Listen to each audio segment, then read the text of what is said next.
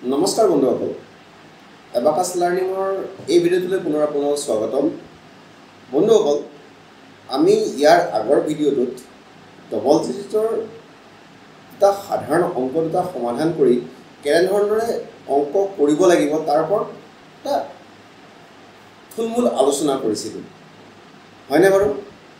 লগতে আমি দুটা অংক দুটা সমাধান কৰি অনুশীলনো কৰিছিলোঁ এই ভিডিঅ'টোত আমি ডবল ডিজিটৰে কিছু সংখ্যক বেছি অংক সমাধান কৰি কেনেকৈ এই অংকবিলাক কৰিব লাগিব তাৰ ওপৰত আমি অনুশীলন কৰিম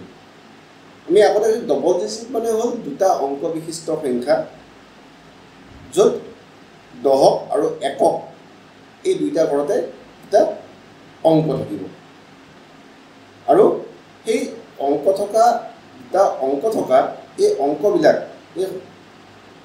সংখ্যাৰ যিবিলাক যোগ অংক হওক বা বিয়োগ অংক হওক এইবিলাক আমি কোনো ফৰ্মুলা ব্যৱহাৰ নকৰাকৈ ডাইৰেক্ট কেনেকৈ সমাধান কৰিম তাৰ ওপৰত আমি আজি বেছি ভালকৈ অনুশীলন কৰিম আহক আমি আগবাঢ়োঁ এতিয়া স্ক্ৰীনলৈ মন কৰকচোন স্ক্ৰীনত চাওকচোন প্ৰথমটো অংক কি আছে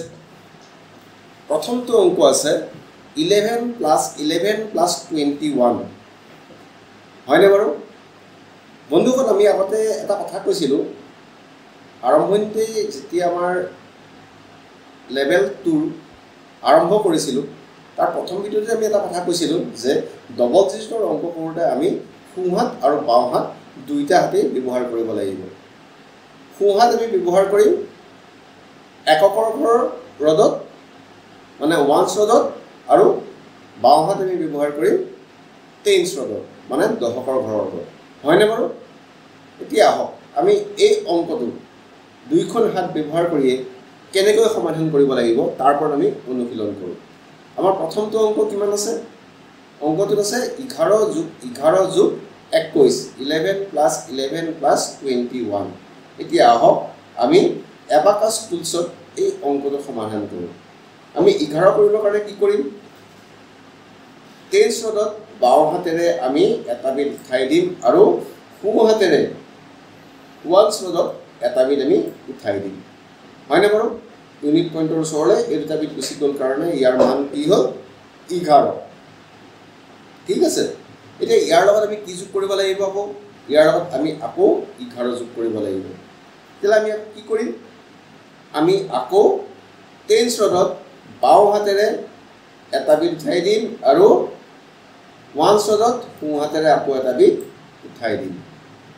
হয়নে আকৌ আমি ইয়াৰ লগত কি যোগ কৰিব লাগিব ইয়াৰ লগত আমি যোগ কৰিব লাগিব 21 মানে 21 এতিয়া 21 যোগ কৰিবৰ কাৰণে কি কৰিম টেন্স ৰদত বাওঁ হাতেৰে আমি দুটা বিট উঠাম আৰু ওৱানছ ৰদত সোঁ হাতেৰে আমি এটা বিট উঠাম তেতিয়া এইটো কি হ'ব এইটো হ'ব 21 হ'লনে এতিয়া আমি এই প্ৰশ্নটো সমাধান কৰি আমি উত্তৰ কি পালোঁ আমি উত্তৰ পালোঁ 10 20 30 40 হয়নে আৰু ওৱানছ ৰদত 41 42 43 তাৰমানে আমাৰ এই প্ৰশ্নটোৰ উত্তৰ কি হ'ব আমাৰ এই প্ৰশ্নটোৰ উত্তৰ হ'ব 43 হয়নে আমি এই প্ৰশ্নৰ উত্তৰ কি পালোঁ আমি এই প্ৰশ্নটোৰ উত্তৰ পালোঁ 43 হ'ল এতিয়া আহক আমি ইয়াৰ পিছৰ অংকটো লৈ যাওঁ ইয়াৰ পিছৰ অংকটোত কি আছে পিছৰ অংকটোত আছে 55 + 21 - 25 55 যোগ 21 বিয়োগ 25 হয়নে বাৰু আহক এতিয়া আমি এইটো এবাকাছ টুলছত সমাধান কৰোঁ প্ৰথমতে আমি কি কৰিম এবাকাছ টুলছ আমি ক্লিয়াৰ কৰি ল'লোঁ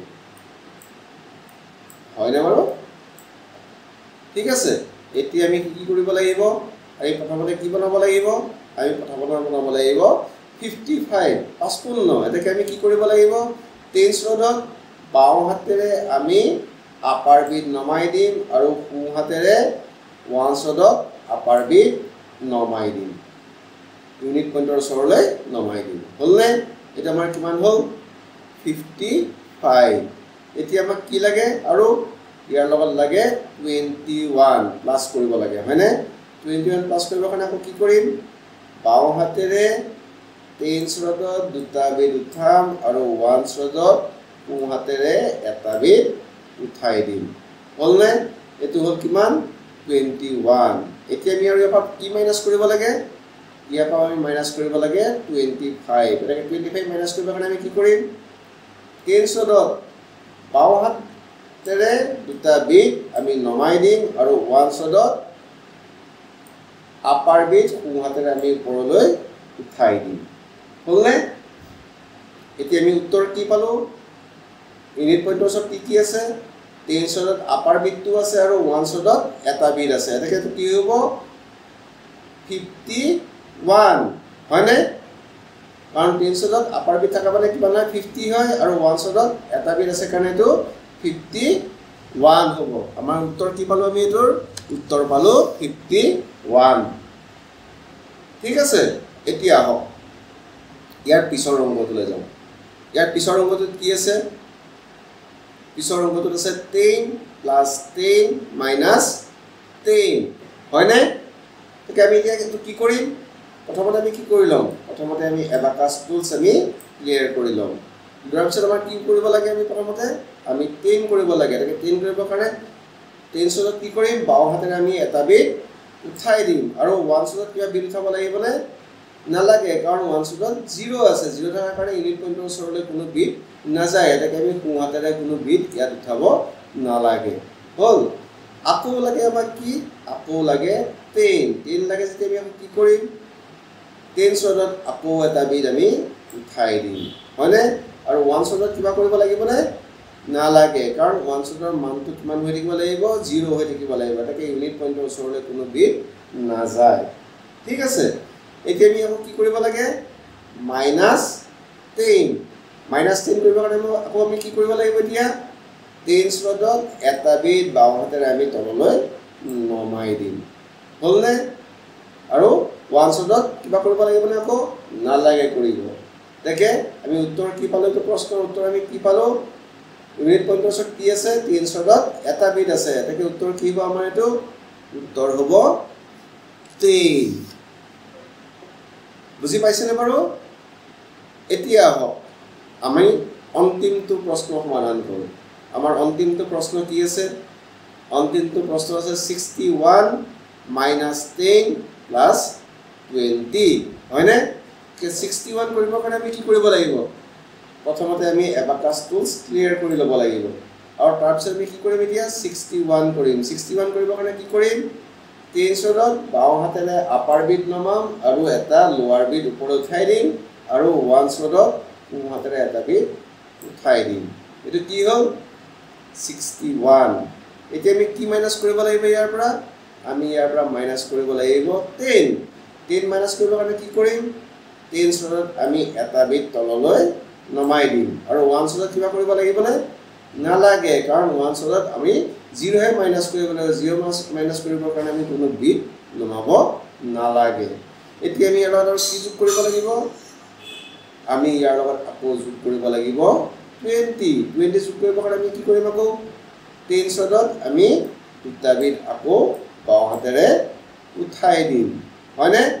ঠিক আমি উত্তৰ কি পালো এতিয়া আমাৰ প্ৰশ্নটো সমাধান কৰি আমি উত্তৰ কি পালো 50 60 70 আৰু ইয়াত 1 এটাকে 71 আমাৰ এই প্ৰশ্নটোৰ উত্তৰ কি হ'ব আমাৰ এই প্ৰশ্নটোৰ উত্তৰ হ'ব 71 বুজি পাইছেনে এনেকৈ আমি এনে ধৰণৰ ডবল ডিজিটৰ মানে দুটা অংক বিশিষ্ট সংখ্যাৰ আমি যোগ আৰু বিয়োগ অংকবিলাক এনে ধৰণৰে কোনো ফৰ্মুলা ব্যৱহাৰ নকৰা যিখিনি আছে যিখিনি ডাইৰেক্ট সমাধান হয় সেই অংকবিলাক আমি এনে ধৰণৰে সমাধান কৰিব লাগিব ঠিক আছে এতিয়া আপোনালোকে এনে ধৰণৰ যিখিনি অংক আছে আমাৰ কিতাপখনত সেই কিতাপখনত থকা এই অংকবিলাক আপোনালোকে অনুশীলন কৰক আৰু ছাত্ৰ-ছাত্ৰীকো অনুশীলন কৰিবলৈ দিয়ক তেওঁলোকক যিমান বেছিকৈ পাৰে সিমানে অনুশীলন কৰাব আৰু যিমানে তেওঁলোকে অনুশীলন কৰিব সিমানে এনে ধৰণৰ ডবল ডিজিটৰ যোগ অংক বা বিয়োগ অংকবিলাক কৰাৰ ক্ষেত্ৰত তেওঁলোক অধিক পাৰ্গত হৈ পৰিব ঠিক আছে ধন্যবাদ